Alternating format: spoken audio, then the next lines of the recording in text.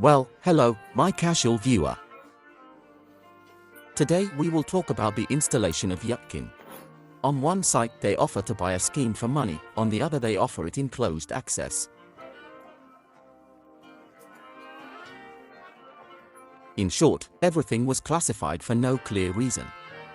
Everything is just elementary here. Let's see what the generator itself consists of. He feeds on us from 220. There is a dimmer here. You can put a normal dimmer in general. You can put a dimmer like this. Well, the watts are more powerful, respectively. At 800, I don't know, it's somewhere around 800 watts. Well, probably, a kilowatt regulator will be the very thing. Here, well, I gathered from what was powerful thyristors PM, SRT were lying around. I think I'll collect on them. Here I have put together a small elementary control scheme. Here we have a remote control so that you can remotely run this stuff so that you don't poke your fingers. Here the frequency is regulated. Here. Then the styristors, well, from the dimer, roughly speaking, we have a series of capacitors for 10 microfarads and 2 ignition coils are connected in series.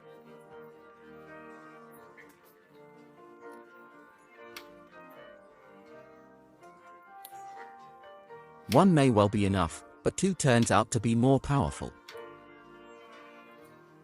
Here. This scheme looks like this. On the simulator. We'll show you now.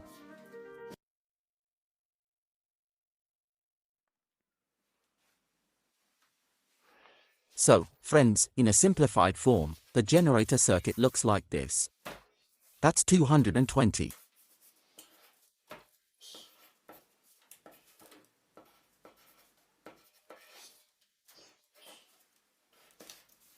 This is our dimer coming.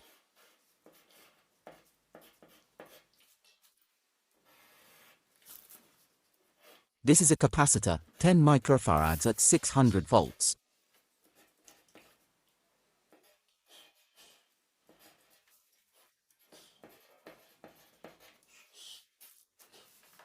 Not polar. What is it? So, next we have an ignition coil,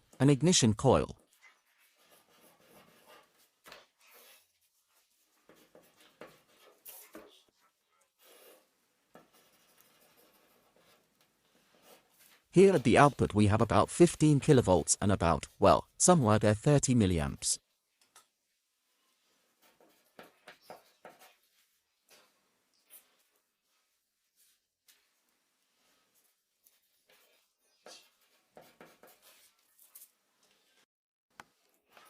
This stuff eats around 4 amps, but it's not clear if you put it through the lattice and lowering, increasing all this stuff.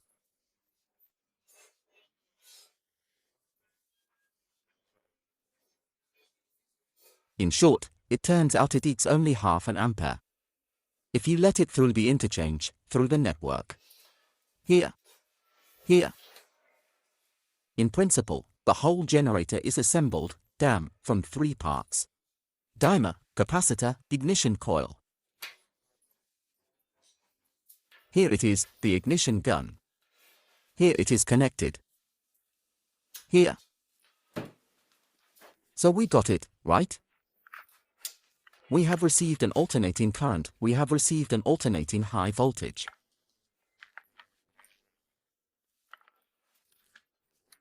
Let us now turn to our multiplier at the quaternary.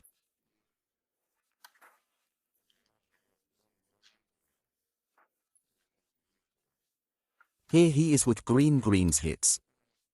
Here it looks too and is going to be elementary. That is, we get a scheme of it like this. Conda.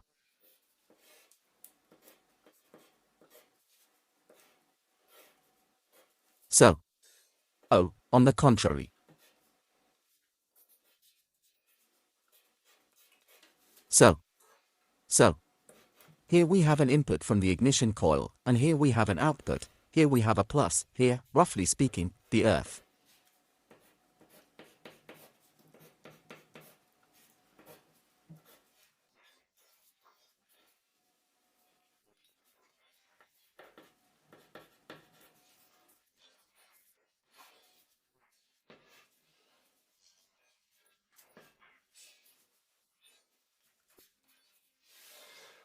Here, on the plus side, we get a 4-fold voltage from 2 coils of 30 kilovolts, and a 4-fold is obtained somewhere in the region of 120 kilovolts.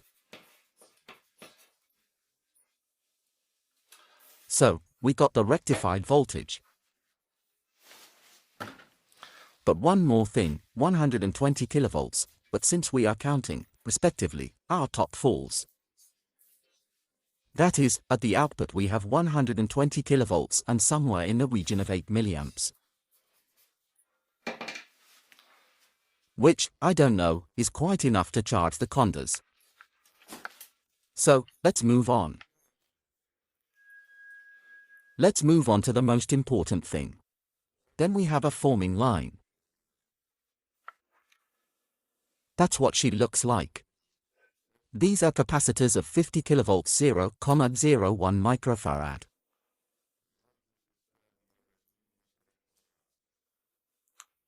They are assembled 2 in parallel and connected in series. It turns out that we have 100 kilovolts 002 amperes and a spark gap is installed.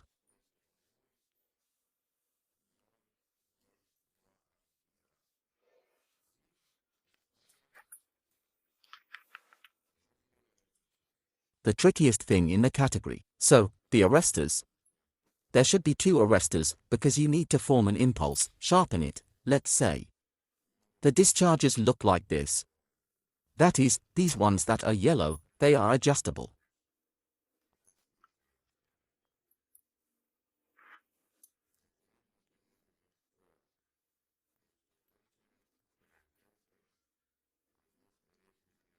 Here they are in an open form, attached directly to the condas.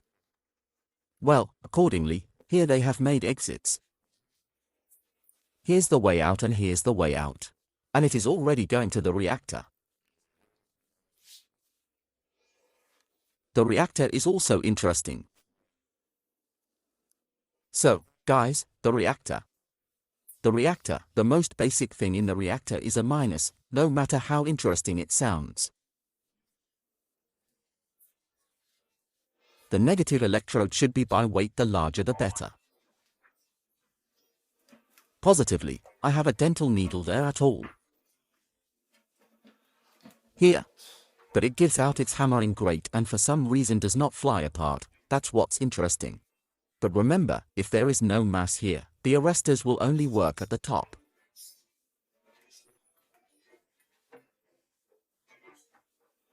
Nothing will happen here, tested.